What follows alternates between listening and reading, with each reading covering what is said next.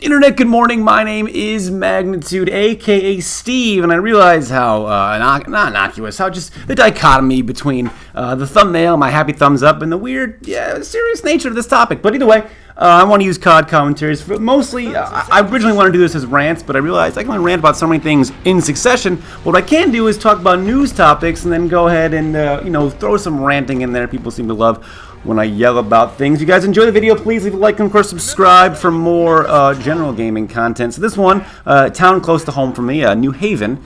New Haven Green. So a few days ago, the New Haven Green, I woke up to the news that 10 people had overdosed on some weird synthetic marijuana drug. Now I'm not saying, I think by the time it was all said and done, about 114 people had overdosed in a few days span on this drug. I'm not saying they died. I think a few people died, but they'd overdosed on this drug. They'd all gone to the hospital from it. This form of synthetic marijuana, this K2. Of anything, now first of all, I've never done hard drugs. I've smoked a little weed in my day. I dated this one girl who was just so hot. Everything that she did, I was like, you know what, I'll do whatever you want me to do. I'll do whatever you want me to do. And so she smoked some weed, and I did as well. And then I did it a few times, but then every time I did it, like 6 hours would go by, and I realized I just done nothing. I sat there, and I was totally cool with that. And I don't like that. Now I know there's indicas and sativas and energy, whatever. But the point is, I've never done any hard drugs, and I don't believe that weed should be illegal. I think if anything should be illegal between marijuana or alcohol, it should be alcohol. Way more dangerous. But anyway.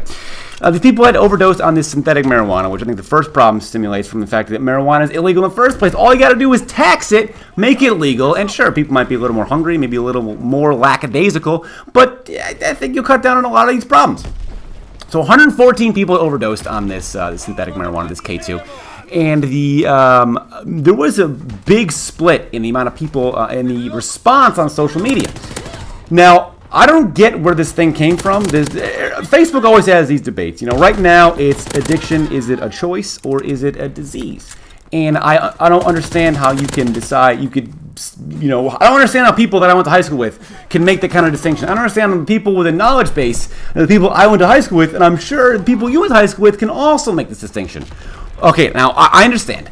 I wouldn't say most. There are times, I would say more often than not, there are times that an addiction to some kind of a substance starts with a conscious decision to try that substance. I also understand there are times when if you grow up in that kind of environment, that's all you know, your parents are deadbeats, they don't give a shit about your health, they do stuff like that, so you get into it. There are also times where you're just, if your mother is addicted to something, then you are way more likely to get addicted to that thing when you're born because of how genetics work.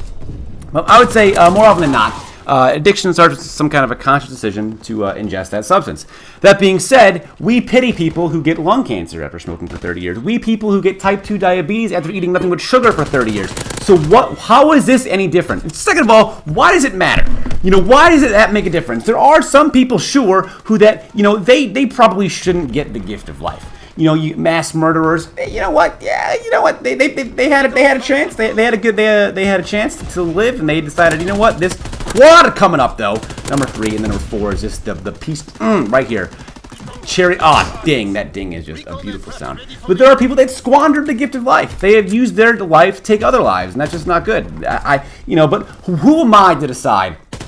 Or make that decision that if addiction is a choice or disease, that person shouldn't get help. Who am I to decide that somebody else should live or somebody should get help because of a decision that they made? It's not easy to do. People are flawed. It's not easy always just to say no to people. That's why, as dumb as they were, there were those seminars we were in elementary school about peer pressure. Because that should exist. Maybe not in your circle, maybe not in my circle, but that should exist. People are flawed. Humans are flawed. Young kids are impressionable. If somebody gets them into something, how is that then their fault? You're telling me, so if somebody gets addicted to something because of something they were pressured into when they were 14, are you saying that choice they made as a 14-year-old stick with them forever? I don't think so. It might not always be so cut and dry, but it might not always have to matter. Why does it matter if something that somebody did, a choice that they made like that? Why does that mean they shouldn't get help? Why does that mean you get to decide they shouldn't get help? Why do you feel like you're qualified to give, to play God here? Why? Just because somebody did something that you might not agree with, now their health is in jeopardy. Now all of a sudden they don't deserve to get help because you posted a fucking Facebook picture saying addiction is a choice, not a disease. If you don't agree with me, block me. You're fuck off. All right. How many decisions have you made as a child that you regret? maybe not as high stakes as some other people, but I'm sure you made some dumb decisions that resulted in you needing help. How many times have you snuck out as a child? You know, because all these fucking people are just these fucking edgelords, you know? All these cool kids. I don't know why I'm relating those things, but I've seen a lot of correlation between the kids I went to high school with that are posting edgy memes and the kids I went to high school with that are also quote-unquote the cool kids. Not even high school, even like middle school, the way that turned out. How many times, you know, have you ever snuck out of the house and you needed help from your parents? Do you think that, you know, let's say you snuck out of the house to meet up with some friends, and now you're in a situation that you don't like. Should your parents say, well, you know, you made the choice, so you're going to have to live with that shit? No! They're human beings, and it's just lives at stake. Okay, lives are way more important than your fucking self-righteous moral views on if they should get help. Fuck off! You don't deserve to choose if people should live or die, or people should get help or not. That's not up to you.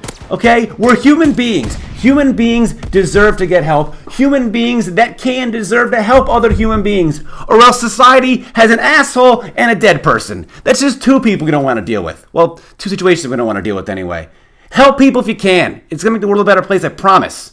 Get off your soapbox. Get off Facebook. Stop sharing these shitty memes. I'll see you guys next time. Goodbye.